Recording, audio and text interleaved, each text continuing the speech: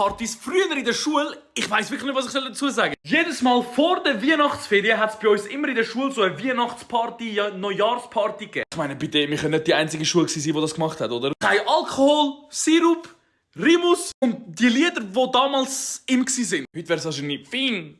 Ich weiß auch nicht ganz. Es ist zwar cool irgendwoher gewesen, wenn man in diesem Alter ist, aber wenn desto älter du wirst und wenn du darauf zurückschaust... Naja, ich weiß jetzt nicht, ob das so die beste Party von meinem Leben war. Lehrer sneaken rein mit Alkohol. Die 2, 3 Schüler, die vorher schon eine irgendwie voll reingesoffen haben und wirklich besoffen waren. Die Schulleiterin, die ernst in der Ecke sitzt.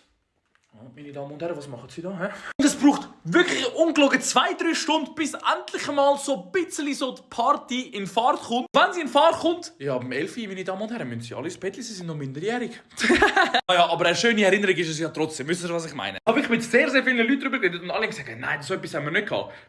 Bitte erzähl nicht, dass ich der Einzige bin, der so ein fester Neujahr